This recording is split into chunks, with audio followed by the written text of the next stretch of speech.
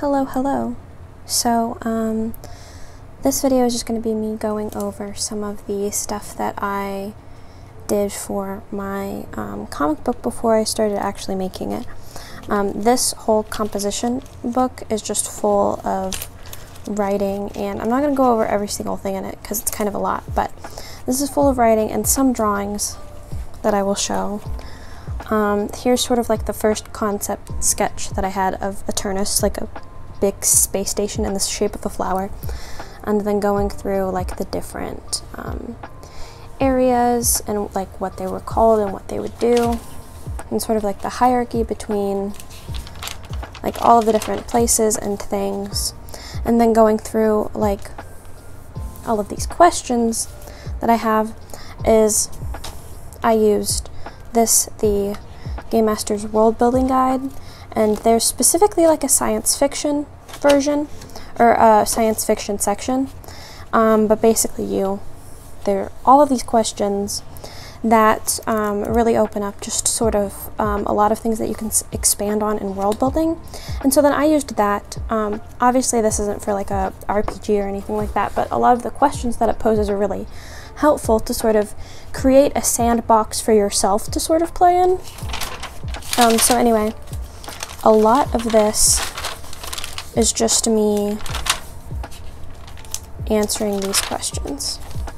And then this right here is, I'm sorry, did you say street magic, which is another world building thing where you will build a city specifically, and then you go into like specific areas and like districts in the city, and then you get smaller into like maybe like a restaurant or like an establishment that's there, and then like who owns that and their like history.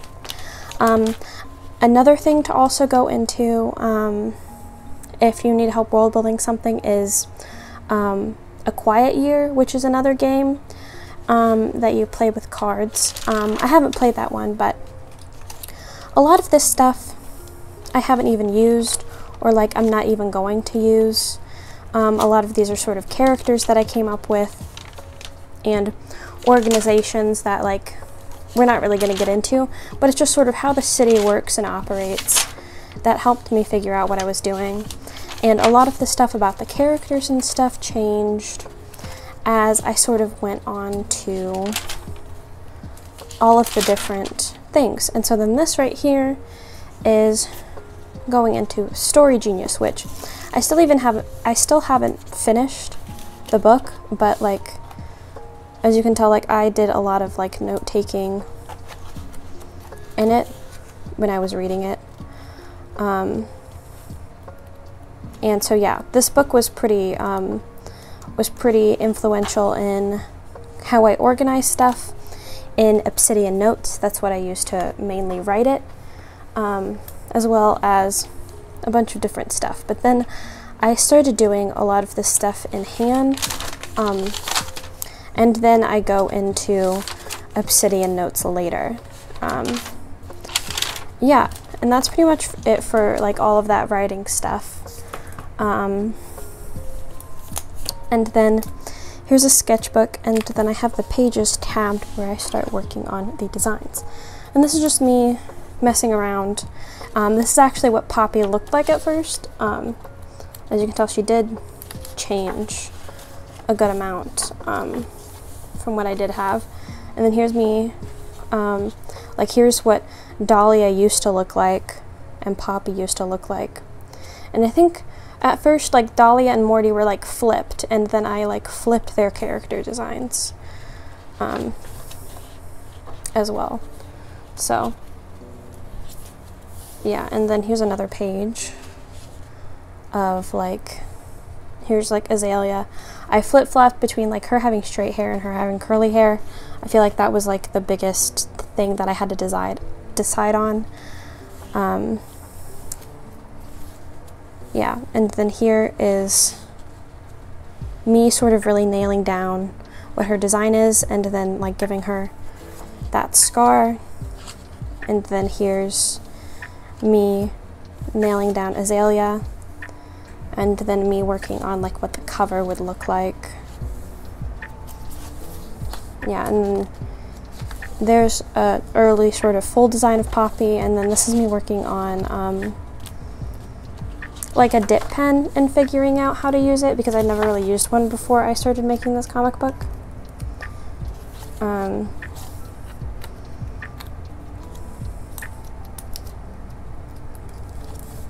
Yeah, and then I also have a bunch of writing in here as well, for when I would have an idea,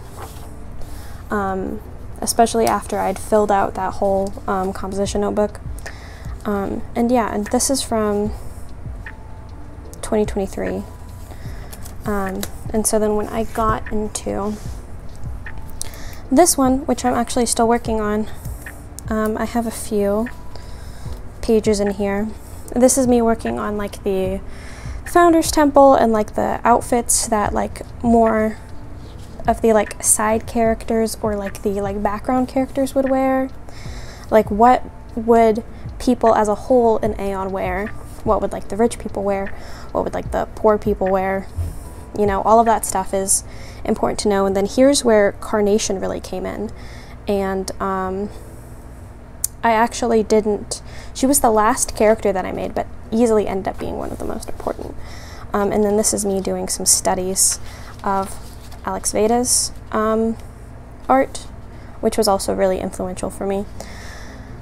And then here's sort of like a final concept of Carnation and some of the other stuff that I was working on. And then here's me trying to figure out some of the layout for the cover again, as well as like the chapter cover. And then this is when this is going to be sort of at the end of each chapter. I'm going to have a few pages of just sort of lore about something specific, which I think would be fun. I like when books do that. Yeah, here's me working at like the text, which was very difficult for me. Once again, a bunch more writing and me trying to figure out like the plot of chapter 1. And then here's the thumbnail for my Webtoons cover. And then here, trying to figure out the layout and perspective, the like gray markers, as well as the layout of, this is page 12 specifically. And then I know I have the thumbnails.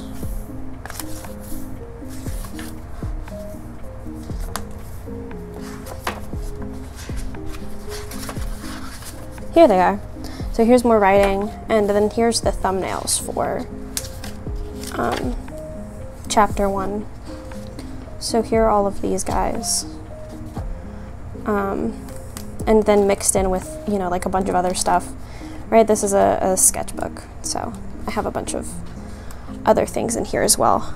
But yeah, that's pretty much it.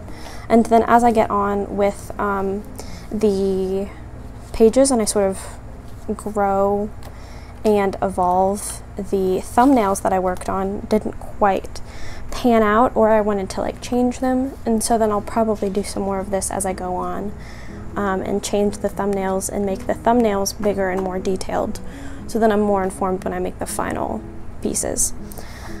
But yeah, that's pretty much it for those. Then I have here, I have a bunch of concept sketches. So these are two characters that at first, like, the main character was going to be this kid named Aaron, and this is like an older man like Foxglove, and I was going to have like a whole like older gruff man that sort of adopts a child kind of vibe.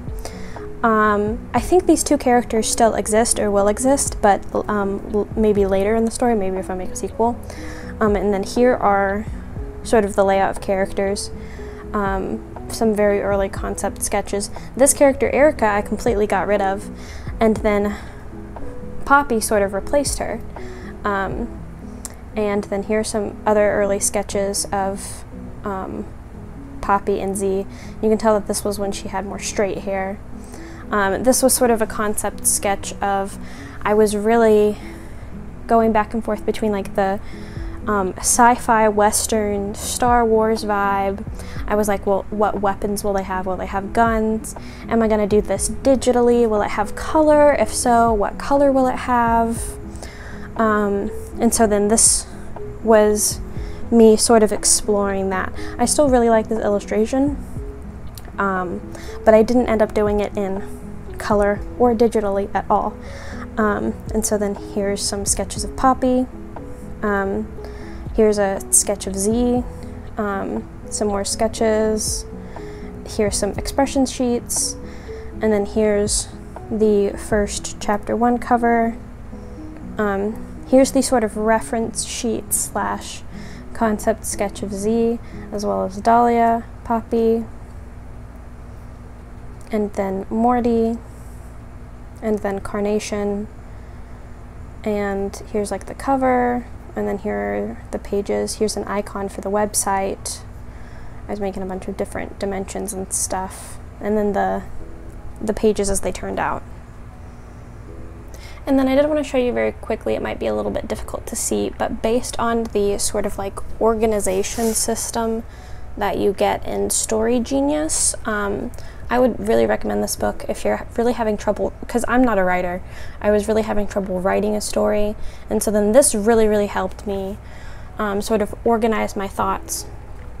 And so I basically kind of use the organization system that she lays out in here, one for one, except the scene cards I think are more like chapter.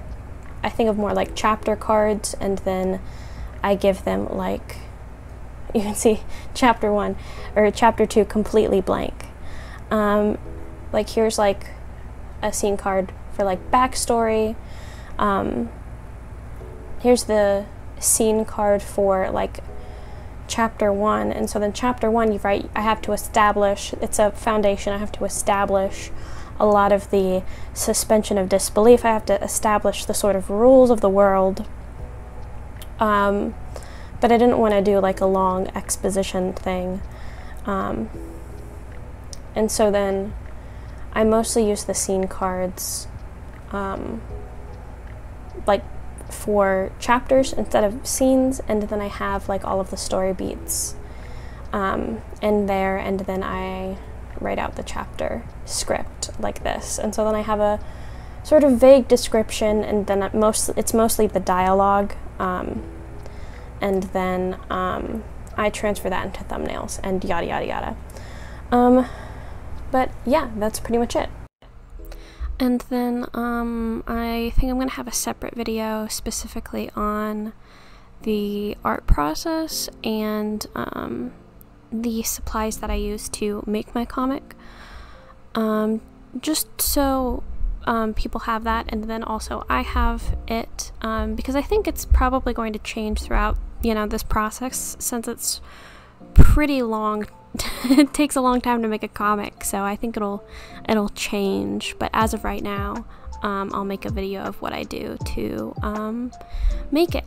But yeah, that's pretty much it. I hope you have a lovely day, and goodbye.